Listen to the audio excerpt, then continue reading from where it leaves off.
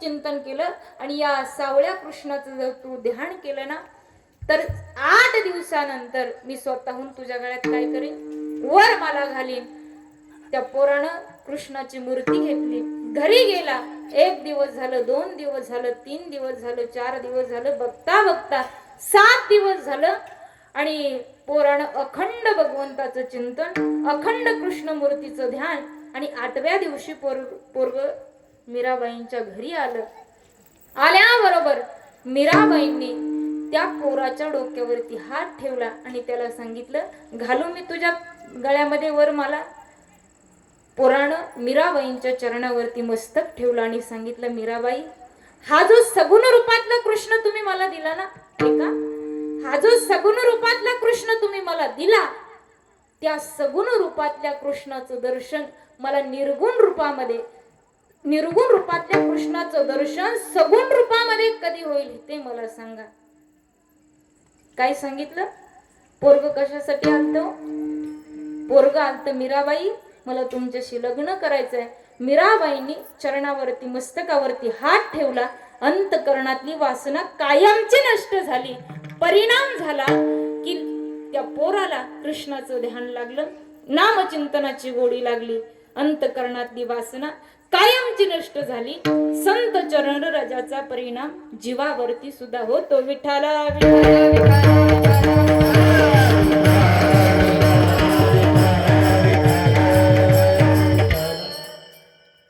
ते संतांचे रजकन हे ज्ञान रूपानं असो किंवा मातीच्या रूपानं असो, ते जर आमच्या जीवनामध्ये आले ना महाराज, आमूलाग्र बदल झाल्याशिवाय राहत नाही, माणसाचं जीवन परिवर्तित झाल्याशिवाय राहत नाही. महाराज आम्हाला कळालं संत चरण रजाचा परिणाम जीवावरती सुद्धा होतो. पण मी तुम्हाला 3 गोष्टी सांगितल्या, त्याच्यातली दुसरी गोष्ट काय हो? संत चरण विसरला तुम्ही सगळे? कशावर? हा, बाबांसाठी टाळी वाजव बरं एकदा. म्हणून समोर बसून कीर्तन ऐकायचं असते. विठ्ठला विठ्ठला.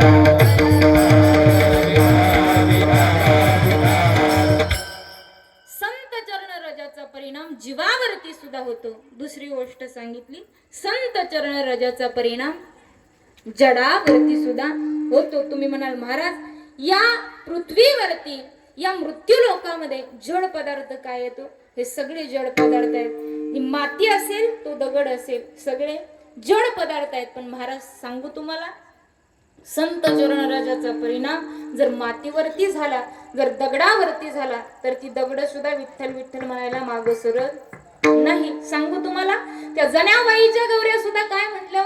शेणाच्या गौऱ्या. काय म्हटल्या? विठ्ठल विठ्ठल म्हटलं. इथं बसलेल्या सगळ्या जनाबाईंना माहित आहे जनाबाईच्या गौऱ्या, पण जनाबाईंची तोंड काय इथं बसलेल्यांची विठ्ठल विठ्ठल म्हणत नाही. विठ्ठला विठ्ठला. सांगू तुम्हाला, आमचे जगद्गुरु तुकोबराय भामचंद्र डोंगरावरती जायचे, त्या भंडारे डोंगरावरती जायचे, कधी कुठल्या डोंगरावरती जायचे, पण भान नसायचं आम्ही कुठल्या डोंगरावरती. लक्षात राहायचं नाही का? अखंड भगवत चिंतन चालू होतो. मी गातो, नाचतो, आनंदे विठ्ठलाच्या छंदामध्ये जगद्गुरु तुकोबराय जायचे. कळत नव्हतं कुठं जातोय, काय खातोय, काय पितोय, काही कळत नव्हतं. त्यावेळेला आमच्या जनाबाई, आमच्या जगद्गुरु तुकोबरायांच्या पत्नीचं नाव काय होतं? हा, जनाबाई नाही, जिजाबाई. त्या जिजाबाईंनी विचारावं, काऊदाणी तुम्ही जाता तिकडे भजन करत, त्या विठ्ठलाचं भजन करत करत करत जाता, पोटात अन्नाचा कण नसतो, पाण्याचा थेंब नसतो, तुम्हाला काही कळत नाही, काही समजत नाही, काय खाताय का, काय पिताय का, कशाचं भान नसतं तुम्हाला. पण तुम्ही घास खाल्ल्याशिवाय आमच्या पोटात घास उतरत नाही. कमीत कमी जाताना सांगून तरी जात जा तुम्ही नेमकं कुठल्या डोंगरावर जाताय, म्हणजे मला मागून भाकरी घेऊन यायला बरं. पण आमचं सध्याचं काय हो? अहो जिजाबाई नवऱ्यानं खाल्ल्याशिवाय खात. पण आमचं आता तसं, माझं सुद्धा तसंच आहे. विठ्ठला आता खोटं कसं बोलायचं, समोर बसले विठ्ठला.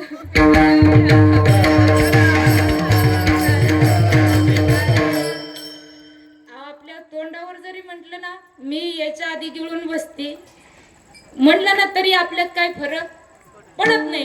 हे शब्द मला सुद्धा ऐकावे लागतात ना, मी याच्या आधी तू खाऊन बसती पण पोटच राहत नाही. बाई काय म्हणायचं,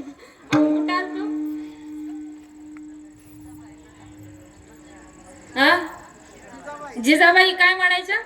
जिजाबाई म्हणायच्या, अहो धनी तुम्ही पुढे जाता, पण तुमच्या पोटात अन्नाचा कण नसतो, काही नसतं, पण तुमची चिंता आम्हाला लागून राहते. तुम्ही काय करत जा जा भजन करण्यासाठी, पण जाताना मला सांगून जा, जा कुठल्या डोंगरावरती जाता, काय करता.